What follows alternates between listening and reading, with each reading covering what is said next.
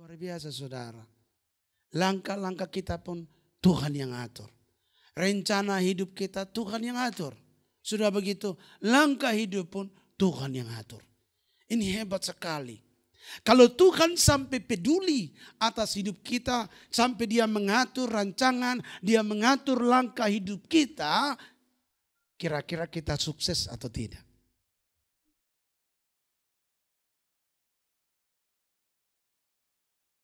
Our Father in Thank heaven, you, Lord, in the name of Jesus. help me please for today. Bless our family. Amen.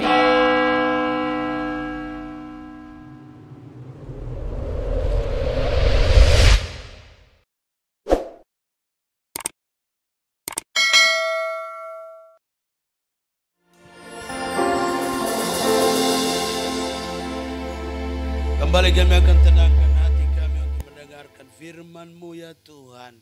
Dan Tuhan kami berdoa berkati kami lewat firman-Mu. Urapi kami semua, urapi juga hamba-Mu dalam menyampaikan. Dan kami percaya kami semua adalah orang-orang yang diberkati oleh Tuhan. Haleluya, haleluya. Saudara yang siap dengarkan firman Tuhan bersama katakan amin, amin. Baik, shalom. Puji Tuhan Bapak Ibu dan Saudara yang dikasihi dalam Tuhan. Hari ini saya akan sampaikan firman Tuhan tentang Tuhan ingin kita sukses.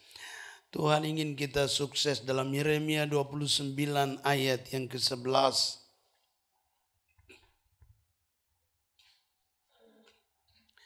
Yeremia 29 ayat yang ke-11. Kalau Bapak Ibu sudah dapat, saya akan membacakan. Mari kita perhatikan baik-baik firman Tuhan ini. Sebab aku ini mengetahui rancangan-rancangan apa yang ada padaku mengenai kamu. Demikianlah firman Tuhan, yaitu rancangan damai sejahtera dan bukan rancangan kecelakaan. Untuk memberikan kepadamu hari depan yang penuh harapan. Puji Tuhan Bapak Ibu dan Saudara yang dikasihi dalam Tuhan. Satu kebenaran firman Tuhan.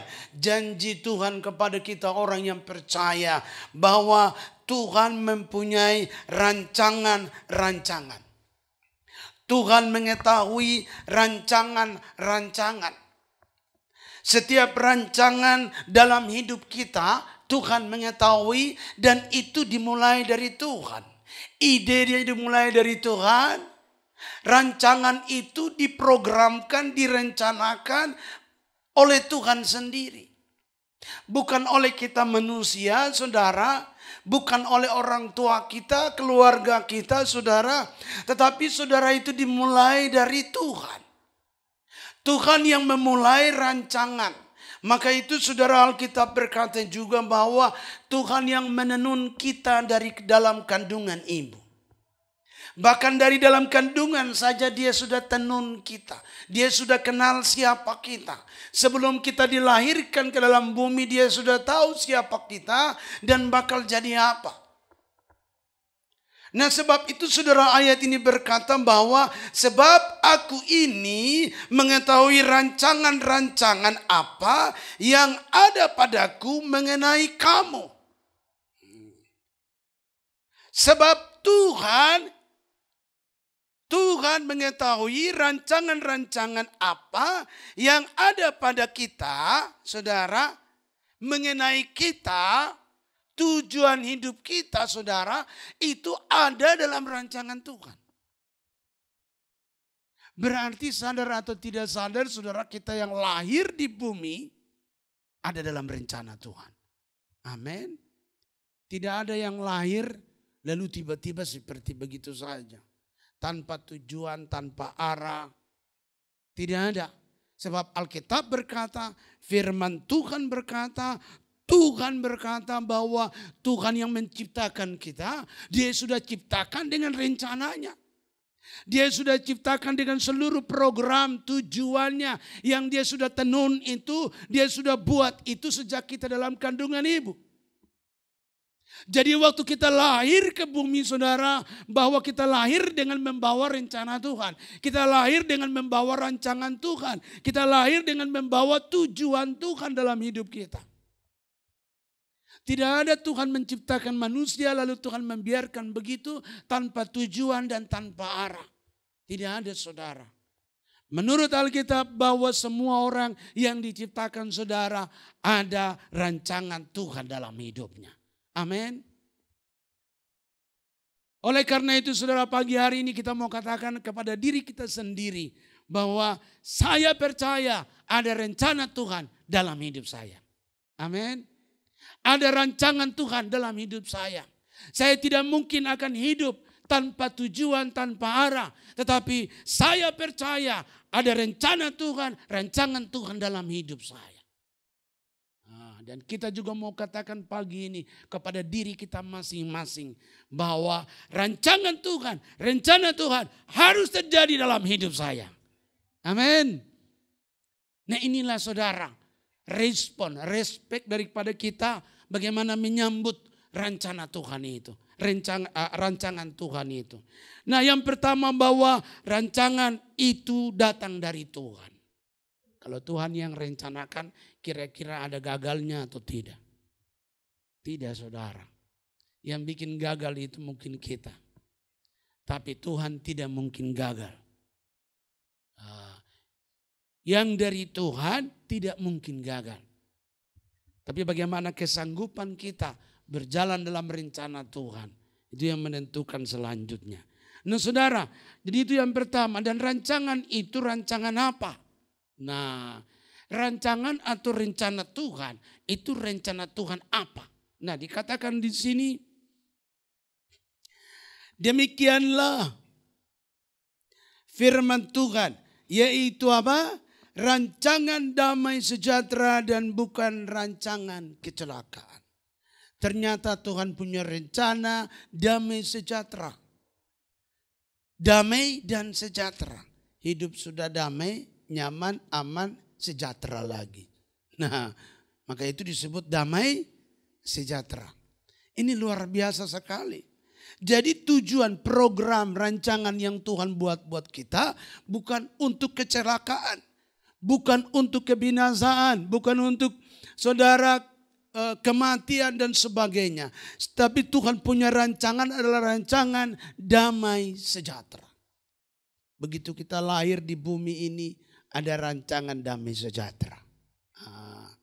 Begitu kita sekolah, ada rancangan damai sejahtera.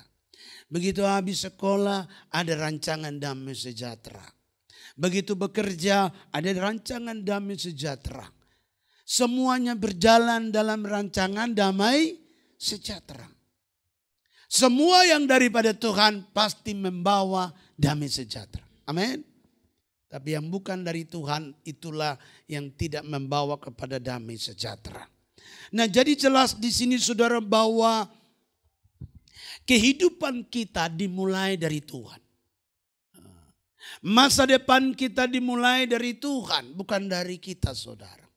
Programnya, rencananya dimulai dari Tuhan. Tuhan yang memikirkan itu. Tuhan yang punya inisiatif. Bagaimana dengan si A ini, si B ini, si C ini. Saudara, semua itu ada dalam perenungan Tuhan. Semua itu ada dalam catatan Tuhan. Dalam memori Tuhan. Tuhan sudah tulis itu. Bakal jadi apa si A ini. Hidup ke depan dia akan jadi seperti apa. Semua itu telah ditulis oleh Tuhan.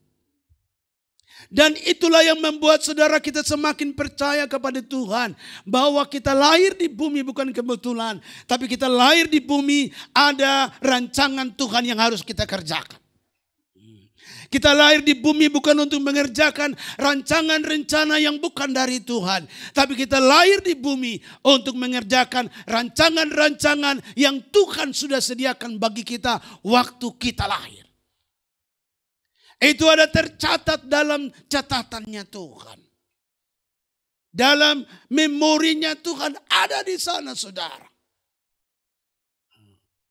Jadi kita hidup adalah hidup untuk mengerjakan rencana Tuhan. program Tuhan, tujuan Tuhan.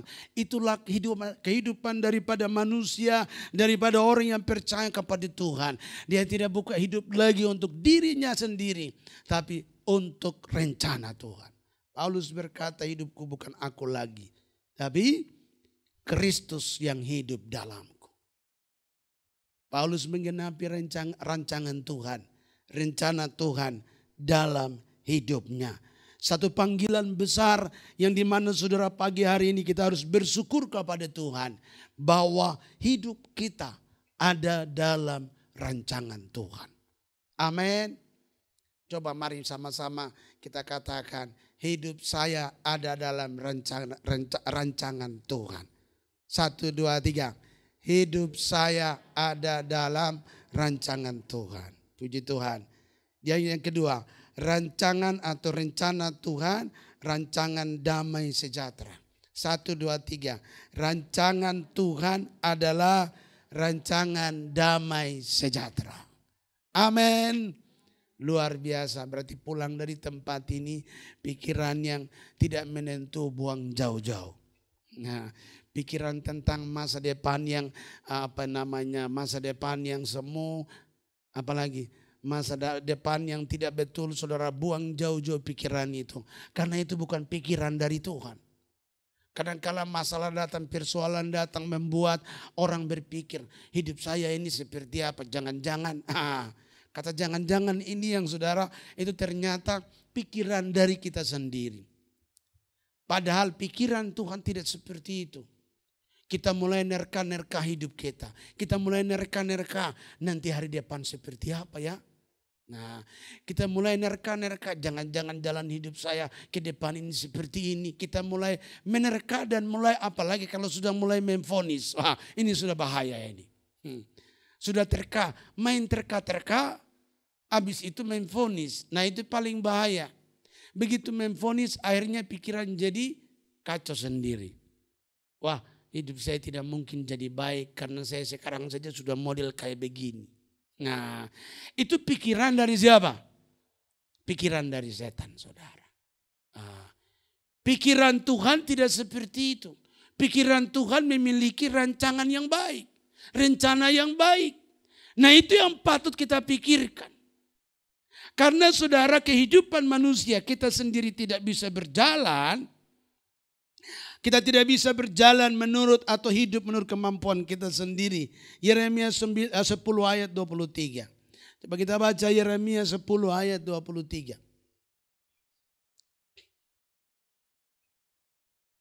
Iya. Yeremia 10 ayat 23. Aku tahu ya Tuhan bahwa manusia tidak berkuasa untuk menentukan jalannya. Nah, aku tahu ya Tuhan bahwa manusia tidak berkuasa menentukan jalannya. Manusia tidak berkuasa menentukan apa? Jalan. Dan orang yang berjalan tidak berkuasa untuk menetapkan apa? Langkah-langkah. Orang yang sudah berjalan saja, yang sudah sukses saja, tidak berkuasa menetapkan apa? Langkah-langkahnya. Siapa yang bisa menetapkan langkah-langkahnya untuk hari esok? Kita manusianya bisa menceritakan setelah Tuhan tuntun kita. Baru kita kasih kesaksian. Rupanya 5 tahun lalu. Tuhan tuntun saya sekarang begini. Puji Tuhan. 10 tahun lalu saya berdoa Tuhan ngomong begini. Langkah-langkahnya jadi kesaksian. Dan hari ini kita bisa bersaksi. Tapi untuk bersaksi menentukan langkah yang berikut saudara. Kita tidak tahu. Yang tahu siapa? Tuhan Yesus. Nah, jadi saudara manusia saudara dikatakan. Aku tahu ya Tuhan bahwa manusia tidak berkuasa untuk apa? Menentukan jalannya. Kenapa kita tidak berkuasa menentukan jalan kita, rancangan dalam hidup kita? Karena Alkitab sudah berkata tadi. Rancangan itu ada dalam idenya Tuhan. programnya Tuhan. Tuhan yang punya rancangan buat kita, Tuhan yang punya rencana buat hidup kita. Nah sebab itu saudara, memang manusia mengaku bahwa manusia tidak sanggup untuk menentukan itu. Apalagi peramal. Wah. Gitu? Makanya kalau ada peramal, ramal nasib orang saudara, ya syukur-syukur jadi nasi. Kalau jadi bubur,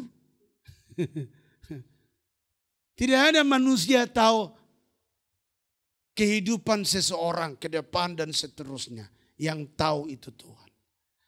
Dengan ayat ini saudara membuat supaya kita semakin yakin, kita semakin cari Tuhan, dan kita tidak bergantung kepada ramalan-ramalan. Gitu. Ada orang bilang, oh ini ramalan jitu. Ramalan si A, si B, jitu. Zaman ramalan purkas barangkali kan begitu ya. Nah saudara, jadi jelas di sini bahwa manusia tidak sanggup, tidak berkuasa menetapkan langkah-langkahnya pun. Dia tidak berkuasa. Siapa yang berkuasa?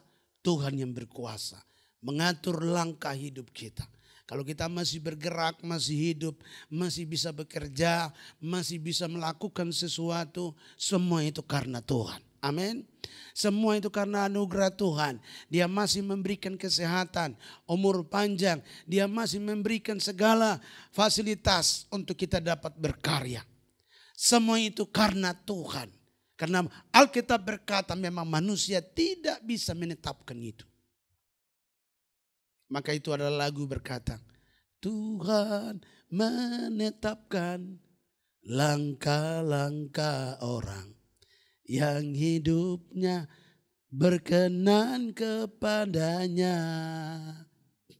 Amin. Apabila ia jatuh tak sampai tergeletak, sebab Tuhan menopang tangannya. Luar biasa saudara. Langkah-langkah kita pun Tuhan yang atur. Rencana hidup kita Tuhan yang atur. Sudah begitu, langkah hidup pun Tuhan yang atur. Ini hebat sekali. Kalau Tuhan sampai peduli atas hidup kita, sampai dia mengatur rancangan, dia mengatur langkah hidup kita, kira-kira kita sukses atau tidak? Halo? Kalau Tuhan yang menulis menoreh dalam memorinya, dalam catatannya, ini saya punya rencana buat si A. Dan Tuhan juga yang mulai menuntun langkahnya. Saya percaya bahwa pasti sukses. Amin. Pasti berhasil. Karena program Tuhan punya, langkah juga Tuhan yang tuntun. Tiba-tiba Tuhan bicara, kau pergi di sana dulu. Nah ya, sekarang kau ke sana, gitu. Nanti kamu ketemu dengan si A, kamu ngobrol dengan dia. Nah, itu berarti langkah-langkah Tuhan yang atur. Tiba-tiba, transaksi terjadi, betul? Tiba-tiba, dapat tender baru. Tiba-tiba, dapat apa? Proyek baru. Itu kalau orang dunia kerja, dunia bisnis. Tuhan tuntun. Langkah-langkahnya Tuhan yang tuntun.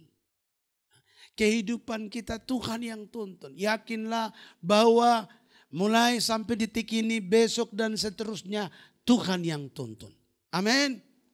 Rancangan ada di dalam Tuhan dan saudara, langkah-langkah pun Tuhan yang akan tuntun. Cara Tuhan membuat kita berhasil itu banyak cara.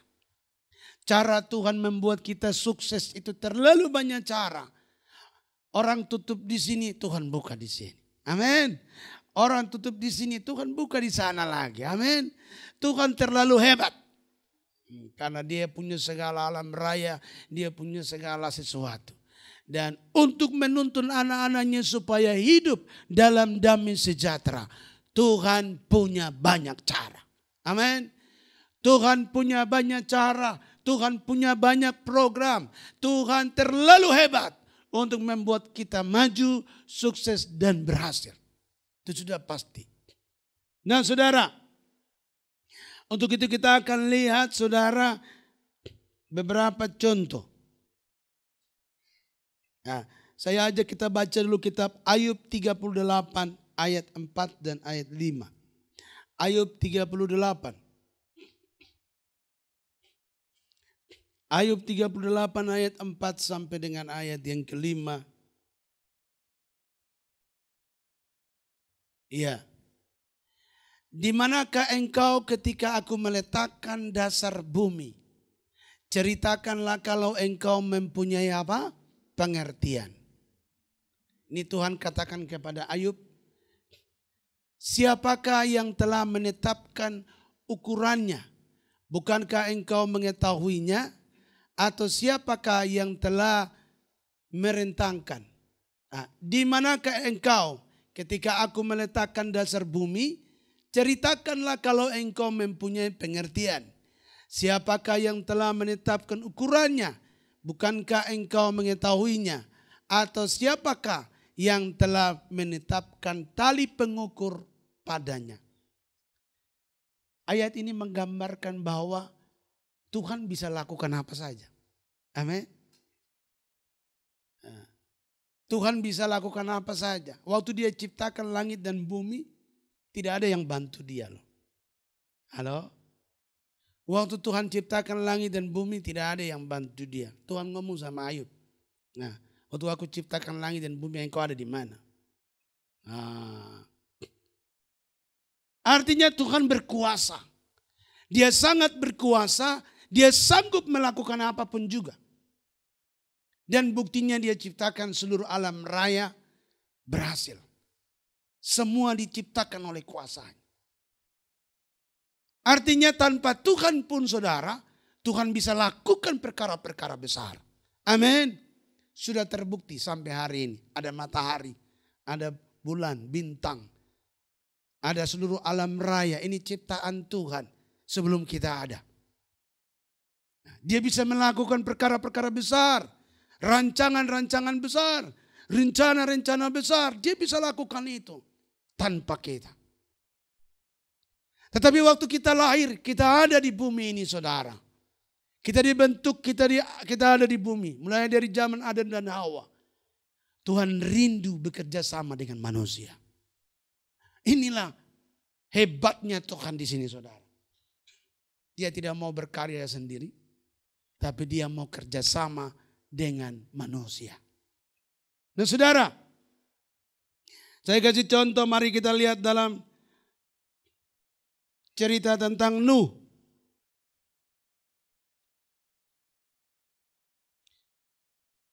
Tentang Nuh. Kejadian 6 ayat yang ke-9.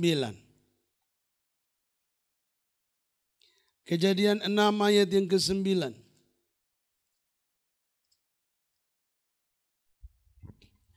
Kejadian 6 ayat yang ke-9. Inilah riwayat Nuh. Nuh adalah seorang yang benar dan tidak bercela di antara orang-orang sesamanya. Dan Nuh itu hidup bergaul dengan Allah. Nuh memperanakan 3 orang anak laki-laki, Sem, Ham, dan Yafet. Adapun bumi ini telah rusak di hadapan Allah dan penuh dengan kekerasan. Allah menilik bumi ini itu dan sesungguhnya rusak benar. Sebab semua manusia menjalankan hidup yang rusak di bumi. Berfirmanlah Allah kepada Nuh, aku telah memutuskan untuk mengakhiri hidup segala makhluk. Sebab bumi telah penuh dengan kekerasan oleh mereka. Jadi aku akan memusnahkan mereka bersama-sama dengan bumi. Saudara, kita lihat di sini bahwa salah satu pekerjaan besar, rancangan Tuhan yang besar ini, Tuhan libatkan Nuh di dalamnya. Tuhan libatkan Nuh, Tuhan panggil Nuh untuk bersama-sama mengerjakan rancangan keselamatan bagi dunia. Di satu sisi memang dunia, bumi ini yang sudah jahat harus dihukum. Tuhan itu adil. Tuhan Maha Kasih, tapi Tuhan juga adil. Dalam keadilannya, dia melihat bahwa bumi sudah banyak kejahatan. Dia menghukum bumi ini dengan air bah.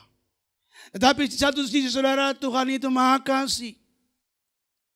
Dia pakai Nuh untuk menyelamatkan manusia dari air bah. Sampai hari ini kita semua adalah keturunan dari Nuh. Karena semuanya mati. Tapi Nuh dan keluarganya diselamatkan. Dan kita juga pun hari ini ada. Nah saudara, kita lihat di sini bahwa rancangan Tuhan yang besar untuk menyelamatkan, meneruskan generasi selanjutnya, kehidupan selanjutnya di bumi ini. Tuhan libatkan Nuh di dalam. Kalau kita lihat ciptaan sebelum manusia saudara itu Tuhan berkarya sendiri. Tetapi setelah ada manusia, Tuhan ingin pakai manusia itu. Nah saudara, dan itu perkara yang luar biasa. Kita lihat yang berikut saudara tentang Yusuf. Yusuf dalam kitab Kejadian 37 ayat yang kelima. Kejadian 37 ayat yang kelima.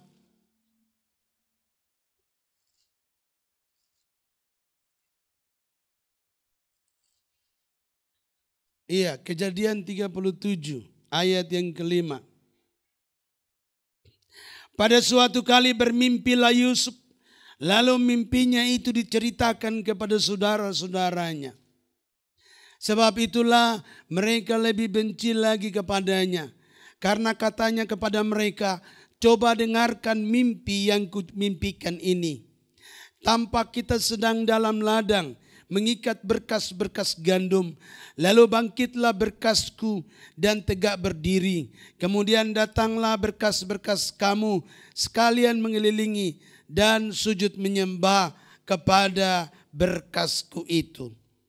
Nah saudara, Yusuf bermimpi tentang rancangan Tuhan buat hidupnya.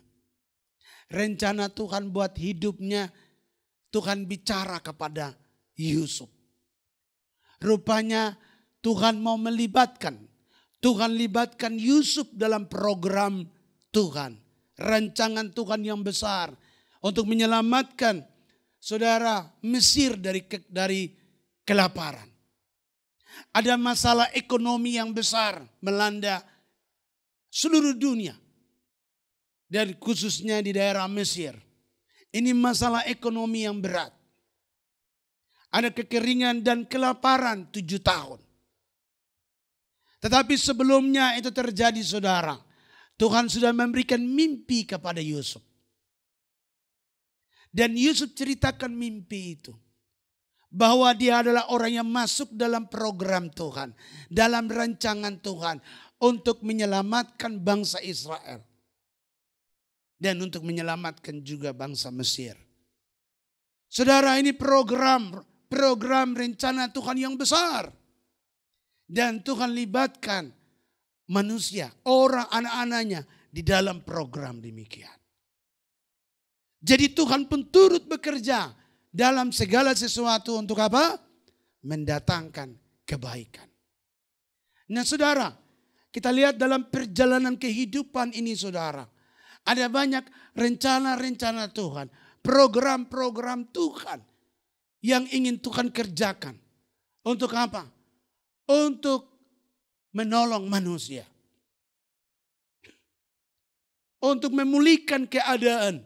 Memulihkan atau menolong kehidupan manusia di bawah kolong langit ini saudara. Ini satu cerita yang luar biasa. Kalau hari-hari ini kita mendengar saudara. Kita punya Presiden Jokowi. Pergi ketemu Presiden Ukraina dan Presiden Uni Soviet. Tujuan adalah apa? Untuk mendamaikan. Tidak boleh perang lagi karena krisis ekonomi akan datang. Akibat perang bisa terjadi krisis ekonomi. Dan itu sudah mulai terasa di Eropa. Dan saudara, dalam program pemulihan sosial masyarakat, kehidupan masyarakat saudara. Tuhan libatkan presiden kita juga. Amin. Untuk apa? bicarakan tentang perdamaian. Karena Tuhan rindu damai sejahtera, betul? Dan apa? Pertumbuhan ekonomi supaya orang bisa makan dan minum. Sebenarnya ini pekerjaan-pekerjaan yang dulu Tuhan bangun. Tuhan utus Yusuf. Dari awal sudah ada rencana Tuhan buat dia. Mungkin perjalanannya untuk sampai ke Mesir lewat perjalanan yang kurang enak. Dia harus dijual, dibuang di dalam sumur, kemudian dijual oleh orang-orang pejalan kaki zaman itu. Nah kemudian dia harus sampai di Mesir, saudara. Tapi disitulah rencana Tuhan terjadi. Perjalanannya itu saudara kalau dilihat, wah, tidak mengenakan perjalanannya. Tetapi ujungnya membawa keberhasilan. Dampaknya itu luar biasa. Nah saudara, saya perhatikan di sini bahwa waktu Yusuf membawa perubahan bagi Mesir, sudah tentu banyak orang diberkati.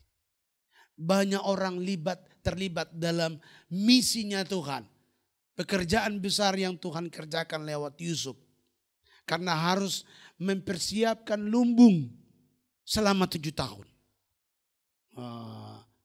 Buka ladang, buka sawah seluas-luasnya. Panen hasilnya.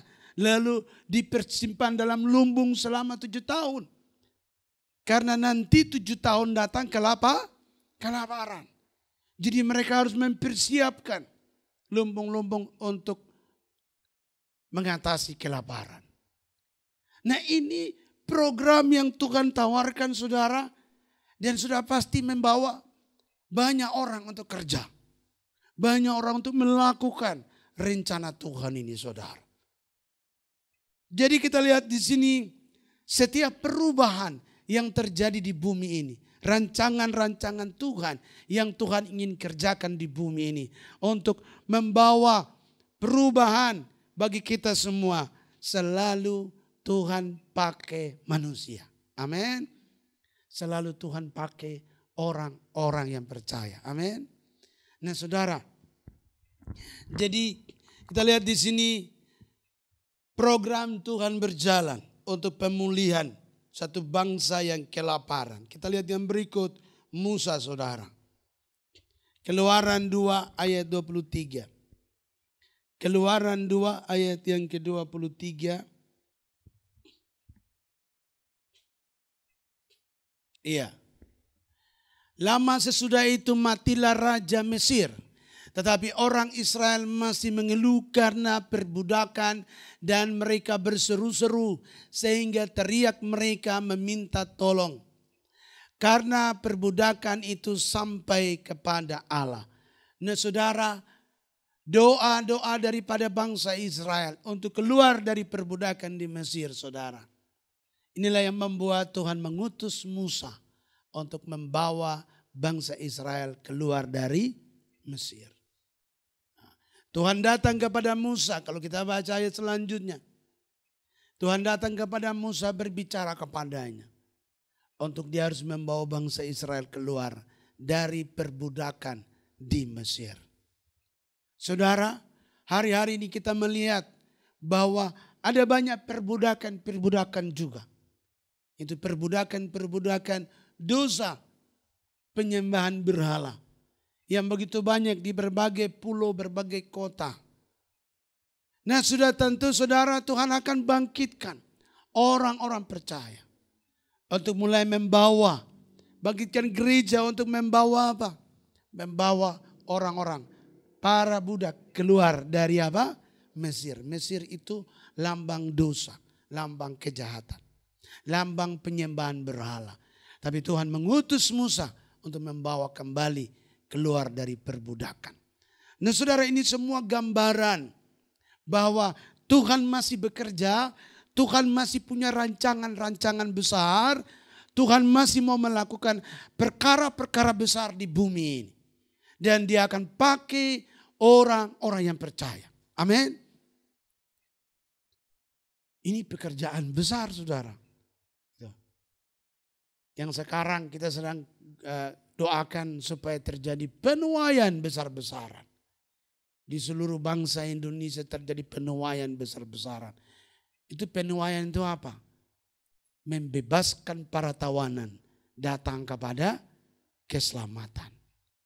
Ini saudara, dari perbudakan penyembahan berhala. Kita lihat Indonesia terlalu banyak berhalanya. Kita perlu berdoa supaya Tuhan bangkitkan Musa-Musa. Amin. Tuhan bangkitkan Musa-Musa untuk membawa keluar dari perbudakan penyembahan berhala. Nah, saudara, jadi ada contoh-contoh di dalam Alkitab tentang rencana-rencana Tuhan yang besar. Terlepas daripada itu, ada panggilan Tuhan kepada setiap orang. Tuhan panggil, kalau Yusuf lewat mimpi Tuhan datang. Kalau Musa, Tuhan datang kepada dia dan berfirman, berbicara kepada dia. Nuh, Tuhan datang untuk berbicara dengan dia. Masih banyak lagi tercatat dalam Alkitab di mana Esther Tuhan pakai untuk membebaskan bangsa Israel dari apa? Pembantaian. Seharusnya mereka dibunuh, tetapi Tuhan pakai Esther untuk membawa bangsa itu keluar, diselamatkan. Ini contoh-contoh pekerjaan besar, perkara-perkara besar tentang bagaimana melayani jiwa-jiwa.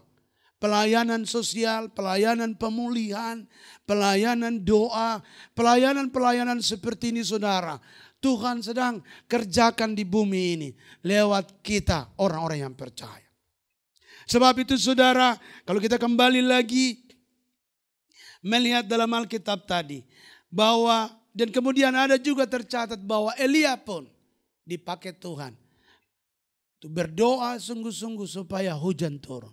Karena 3,5 tahun hujan tidak turun. Sudah tentu masalah ekonomi, masalah penyakit, masalah pengangguran. Karena kalau hujan tidak turun 3,5 tahun saudara, apa yang mau diusahakan? Orang zaman dulu hidup dengan peternakan dan pertanian. Kalau hujan tidak turun selesailah sudah. Peternakan mereka tidak akan bisa berjalan. Karena kerbau, sapi, kambing, domba semua itu saudara perlu air. Ladang mereka, sawah mereka perlu air. 3,5 tahun. Pasti masalah ekonomi habis-habisan. Pengangguran habis-habisan saudara. Pasti itu beratnya bukan main. Tapi di kondisi yang berat itu, di mana dunia mengalami demikian, Tuhan panggil Elia untuk berdoa. Kembali berdoa minta hujan turun. Dan hujan pun turun. Nah saudara, Tuhan ini luar biasa sekali. Dia masih mengerjakan pekerjaan-pekerjaan besar dalam hidup kita.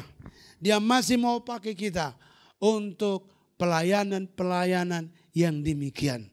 Saya percaya bahwa kita semua masih Tuhan mau pakai untuk bekerja dalam panggilan Tuhan yang besar. Amin. Mari kita berpikir yang besar. Karena Tuhan selalu berpikir yang besar. Amin. Halo. Mari berpikir yang besar. Karena Tuhan selalu berpikir yang besar. Kita ikut pikiran Tuhan saja. Hidup ini kalau ikut pikiran Tuhan, sukses. Pasti sukses. Tapi kalau di luar pikiran Tuhan, pasti tidak akan bisa. Karena kita hadir hanya untuk mengerjakan program Tuhan. Amin. Kalau kita hadir mengerjakan program Tuhan, sudah pasti berhasil. Karena Tuhan ada di balik itu. Tuhan ada di balik transaksi program itu. Tuhan ada di balik daripada rancangan-rancangan itu. Kalau Tuhan yang bekerja di balik semua itu kira-kira gitu, siapa yang kira-kira bisa bangkrut enggak? Halo? Tuhan sumber segala sumber. Pasti tidak akan bangkrut. Akan maju terus. Akan terus berkarya. Nah saudara, puji Tuhan. Kita di tempat ini saudara, ada satu program yang Tuhan kasih kepada kita. Yaitu program apa? Pengentasan tentang, kalau biasanya pengentasan yang pemerintah buat itu pengentasan buta huruf. Zaman dulu ya, karena orang tidak tahu membaca. Jadi dengan cara mencetak guru-guru sebanyak-banyaknya, lalu mengajar tentang membaca supaya tidak buta huruf. Pengentasan buta huruf. Kalau kita Tuhan panggil untuk apa? Melatih pendoa-pendoa. Ini luar biasa loh. Ini satu masa krisis. Krisis di mana orang Kristen atau orang percaya mulai sulit berdoa. Atau bahkan kita temukan di daerah-daerah tidak bisa berdoa. Tidak bisa bergaul dengan Tuhannya. Padahal dia punya Tuhan, Yesus Kristus yang dia sembah. Namun sulit sekali. Kalau dibilang berdoa itu beratnya bukan main katanya. Ini satu masalah besar. Tapi Tuhan rindukan supaya semua orang percaya bisa berdoa. Amin. Tuhan rindukan supaya anak-anaknya bisa bergaul dengan dia. Karena Alkitab berkata, domba-dombaku mendengar suaraku. Betul? Domba-dombaku mendengar suaraku. Tuhan rindu supaya saudara anak-anaknya bisa berdoa, bisa mendengar suara Tuhan. Dalam masalah pertumbuhan ini kita lihat gitu. Kalau dulu bicara mendengar suara Tuhan, apa-apaan itu? Emangnya kau bisa ya? Kau sepertinya sudah terlalu suci saja. Konsep-konsep yang salah ini saudara, Tuhan harus pulihkan. Dan di waktu Tuhan mau pulihkan saudara, Tuhan libatkan orang-orangnya. Amin. Nah, puji Tuhan kalau Tuhan libatkan kita juga. Ada banyak orang yang Tuhan libatkan dalam program doa ini. Untuk bagaimana menggerakkan doa di bangsa ini. Ada banyak orang. Dan kita bersyukur bahwa kita pun juga Tuhan masukkan dalam program Tuhan. Rencana Tuhan. Ini satu panggilan yang besar. Kenapa saya sebut panggilan yang besar? Karena saudara, untuk melatih bangsa ini itu panggilan yang besar. Melatih bangsa ini mengenal Tuhan yang benar dan berdoa dengan benar. Karena ada banyak orang berdoa di pohon beringin. Ada banyak orang berdoa di kuburan. Ada banyak orang berdoa di gua-gua yang gelap. Ini sudah tentu doa yang salah. Kita hadir untuk meluruskan lewat apa? Lewat sekolah doa. Lewat seminar doa. Dan kita bersyukur bahwa pelajaran doa, pelayanan doa terus berjalan sampai ke pulau-pulau, kota-kota, bahkan sampai ke luar negeri. Ini rancangan Tuhan, rencana Tuhan, program Tuhan. Kita tinggal masuk di dalamnya dan kita mengikuti. Kita tinggal masuk di dalam aliran sungai itu dan kita dibawa oleh sungai itu. Amin. Tuhan yang membawa kita, menggerakkan itu. Makanya kita bersyukur saudara. Keadaan kita seperti biasa-biasa saja. Tapi saudara, program yang besar sedang berjalan. Amin. Tinggal kita masuk di dalam program Tuhan. Masuk di dalam rencana Tuhan. Tuhan bawa itu. Dia bawa ke pulau-pulau. Dan sudah terbukti hampir 15 tahun ya. 20 ya. 20 tahun dia bawa kita. Terus berjalan dari kota ke kota, dari pulau ke pulau, kampung ke kampung, desa ke desa. Untuk melatih orang-orang berdoa, mengenal Tuhan dengan benar. Gitu. Karena di luar sana juga saudara, banyak sekali perdukunan, betul? Yang membawa orang kepada, dia juga melatih orang kepada setan. Ya toh?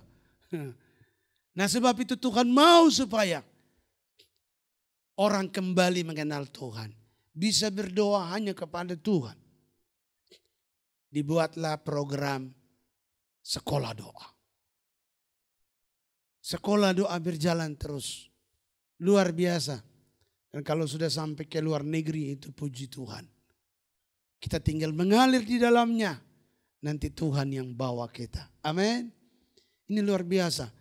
Nah sebab itu saudara, mari tetap kita maju dalam rancangan Tuhan yang besar. Program Tuhan yang besar. Kita manusia biasa-biasa. Tapi kita harus punya pemikiran yang besar. Amin. Punya pemikiran yang besar, berpikir besar. Karena yang Tuhan kasih kepada kita, ini pekerjaan yang besar. Bukan satu kota punya, bukan satu pulau punya. Tetapi seluruh Indonesia itu ada di hati Tuhan. Kemudian seluruh bangsa-bangsa ada di hati Tuhan. Saudara yang sudah siap bisa berbahasa Inggris, nanti Tuhan pakai saudara. Amin. Untuk membawa pelayanan, pelajaran sekolah doa sampai ke luar negeri. Halo. Sekarang Indonesia ini lagi terkenal seluruh dunia. Betul? Indonesia sudah dikenal dalam segala hal. Nah, kita punya segala sesuatu. Indonesia lagi terkenal. Sudah tentu secara pekerjaan rohani pun Tuhan akan bekerja dengan luar biasa. Amin. Kalau pekerjaan jasmani saja Tuhan mulai pulihkan. Saya percaya dalam pekerjaan-pekerjaan rohani besar ke depan, Tuhan akan bekerja dengan luar biasa. Dia akan membawa orang-orang dari Indonesia untuk menjadi berkat bagi bangsa-bangsa. Amin. Sesuai dengan talenta, sesuai dengan kapasitas, sesuai dengan panggilan yang Tuhan beri. Kalau Tuhan kasih kita di bagian ini tentang doa, kita kerjakan. Karena di doa saja sudah banyak karunia bekerja. Amin. Di doa saja itu sudah banyak karunia bekerja. Ini memerlukan tenaga-tenaga yang banyak. Betul? Bagian kesembuhan ilahi, apa enggak memerlukan tenaga yang banyak. Bagian mujizat, karunia-karunia ini ada banyak sekali. Ada 9 karunia. Kalau 9 karunia bekerja dalam gereja saudara. Wah, saya pikir ini nanti kita sibuk bukan. Gitu? Itu. Pak Andi Simon kita nonton di YouTube ya. Baru karunia kesembuhan saja sudah heboh. Betul enggak? Dan memerlukan banyak orang terlibat dalam proyek raksasa. Gitu. Pemerintah juga dukung. Kemarin sudah kita lihat, saya perhatikan pemerintah bahkan dari suku Dayak dukung luar biasa. Ini pekerjaan besar. Baru satu karunia muncul, Tuhan demonstrasikan untuk memberikan jawaban buat manusia. Menolong manusia yang sakit disembuhkan. Itu saja sudah luar biasa. Apalagi nanti karunia mujizat. Dari yang tidak ada, jadi ada. Karunia mujizat lebih dahsyat lagi. Tiba-tiba orang tidak punya tangan, jadi punya tangan. Yang tidak punya kaki, tiba-tiba punya kaki. Nah itu karunia mujizat. Dan itu ada di gereja Tuhan. Ada di dalam program Tuhan. Belum lagi kalau orang mati bangkit. Itu mujizat. Luar biasa. Tiba-tiba orang yang sudah mati didoakan sama Pak Hendrik. Bangkit ya. Begitu bangkit saudara. Trans TV, Metro TV semua syuting. Wah. Orang mati bangkit. Wah. Pak Hendrik tidak bisa tidur sudah. Telepon berdering terus. Gitu? Bapak sudah siap? Ini tiket sudah ada. Tinggal Bapak berangkat. Ada KKR di sini. Wah. Kalau sudah satu karunia bergerak. Heboh. Memerlukan banyak orang. Betul? Memerlukan banyak orang. Untuk bekerja. Karena tuayan terlalu banyak. Betul? Tapi penuai sedikit. Sebab itu Tuhan bilang untuk itu berdoa kepada Tuhan yang punya tuayan itu. Kita berdoa supaya apa? Tuhan mengirim penuai. Nah, makanya kalau kita berdoa supaya semua jadi hamba Tuhan melayani Tuhan itu nggak salah. Amin. Karena tuayan terlalu banyak, penuaian sedikit. Kalau tiba-tiba Pak Hendrik bangkitkan orang mati, telepon berdering saudara, kita yang bingung. Gitu? Karena banyak orang minta didoakan. Siapa yang mau layani? Gak mungkin Pak Hendrik sendiri. Sebentar nanti dia lupa makan dari pagi sampai sore gara-gara melayani. Kalau sudah semakin semangatnya, semakin semangat orang minta didoakan saudara. Itu kadang memang begitu kalau di daerah. Pagi sampai sore juga gak berasa. Nanti sudah malam perut sudah keroncong baru. Iya lapar juga ya. Nah, tapi kalau Tuhan sudah bekerja, itu luar biasa sekali. Nah saudara, jadi ada banyak proyek-proyek besar, rancangan-rancangan Tuhan besar yang Tuhan ingin kerjakan. Apalagi sekarang pelayanan profetik semakin nyata. Gitu? Usaha-usaha yang susah, yang bangkrut. Tiba-tiba hamba Tuhan turun berdoa. Itu. Begitu berdoa Tuhan bilang, katakan. Ih keren kan. Begitu katakan. Bangkit perusahaan. Ih bangkit juga, bukan orang mati aja yang bangkit. Pesan Tuhan disampaikan. Nah, perusahaan ini akan diberkati Tuhan. Wah, akan begini. Wah, ini luar biasa. Itulah program Tuhan. Tuhan datang ke bumi. Tuhan hadir untuk membuat apa? Kita hidup. Amin. Alkitab bilang aku datang supaya kamu hidup. Betul? Yesus datang supaya kita hidup. Jadi masalah-masalah apapun Tuhan sanggup selesaikan.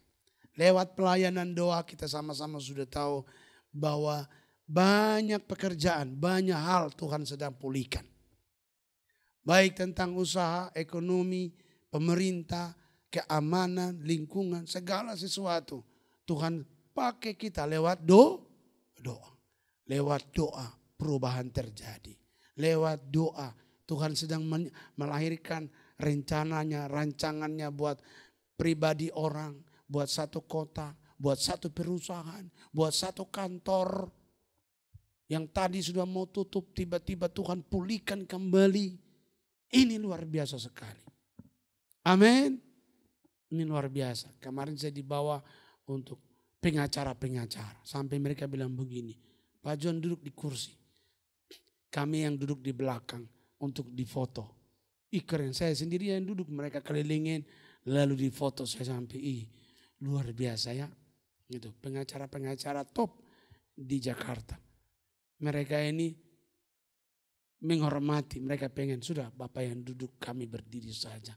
Lalu cepret, keren amat ya. Itu kantor pengacaranya juga mewahnya bukan main loh. Orang-orang hebat di kota bangsa ini, mereka lagi rindu bagaimana berdoa. Halo, ini pekerjaan besar. Proyek push ministry ini proyek besar. Amin. Nah, mari berpikir yang besar. Bahwa Tuhan sedang membawa kita mengalir masuk ke danau. Betul enggak? Baru kita akan lihat, tadi mah kita seperti di kampung. Begitu masuk di lautan yang luas, wah keren amat. Amin. Nah, kita kelihatan di tempat yang kecil. Tapi pekerjaan-pekerjaan besar sedang Tuhan percayakan kepada kita. Amin. Sebab itu saudara, maju terus dalam doa. Persiapkan diri kita masing-masing karena nanti ke depan banyak perkara Tuhan sedang kerjakan. Amin. Doakan supaya nanti ini tanggal 18 ini sekolah doa. Jadi jaringan doa sekota untuk Solo minta tatap muka langsung. Mereka bikin dari pagi sampai malam, sampai sore untuk hamba-hamba Tuhan sekota Solo. Luar biasa ini kesempatan. Lalu mereka bilang, Pak bisa enggak kita doa keliling untuk Solo. Berarti kota-kota merindukan pemulihan. Amin. Kota-kota sedang merindukan pemulihan dan mereka tahu bahwa kita salah satu yang masuk dalam aliran itu. Amin. Ini luar biasa.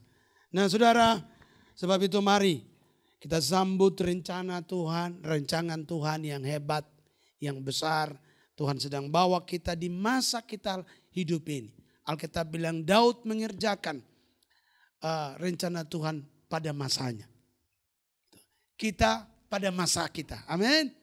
Pada masa kita sekarang ini jangan dilewatkan. Mari kita sambut rencana Tuhan di masa ini. Tuhan mau lakukan sesuatu apapun, biar kita juga ada di situ. Tuhan mau mengerjakan pemulihan buat Indonesia, kita juga ada di situ.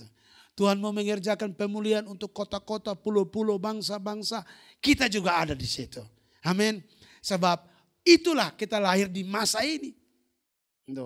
Kalau seandainya Tuhan mau kita dipakai untuk bersama-sama dengan Raja Daud di zaman itu, kita sudah lahir di zaman Raja Daud.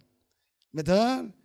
Tetapi kalau Tuhan mau kita lahir di zaman ini, berarti Tuhan mau pakai kita di zaman ini untuk menyelesaikan persoalan-persoalan yang ada di zaman ini.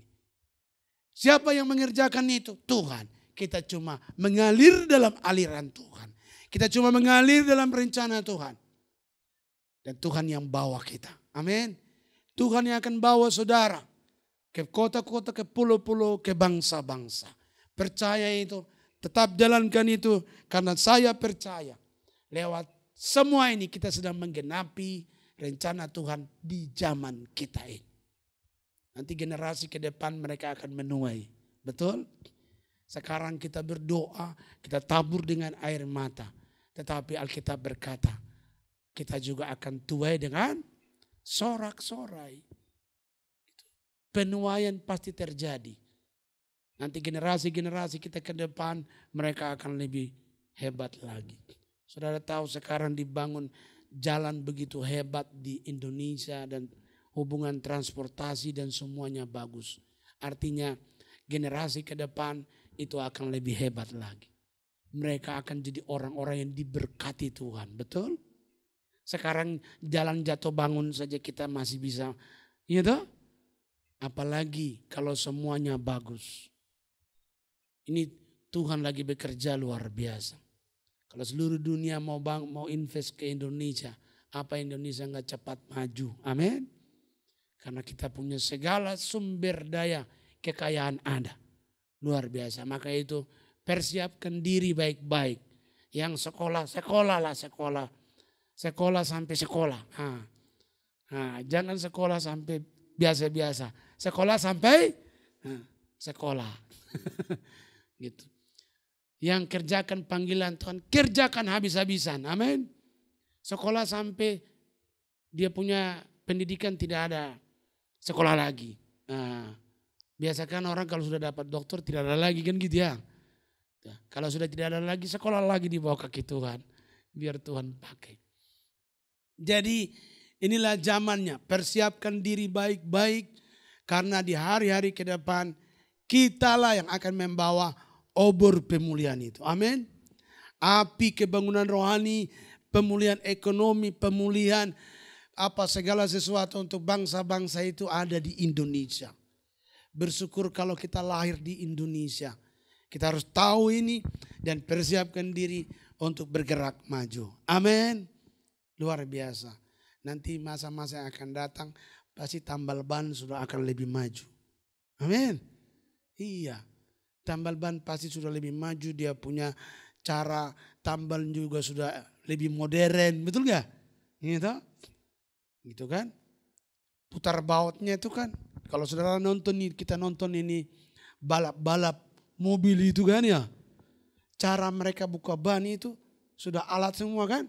Ceret, ceret, ceret. Bautnya lepas semua. Itu langsung ban. Ceret, ceret, ceret, ceret. Lari lagi. Cepat kali ya. Sudah modern.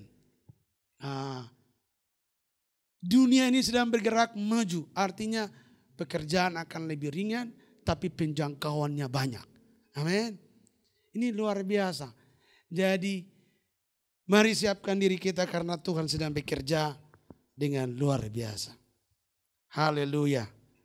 Mari siapkan hati untuk kita masuk dalam perjamuan kudus.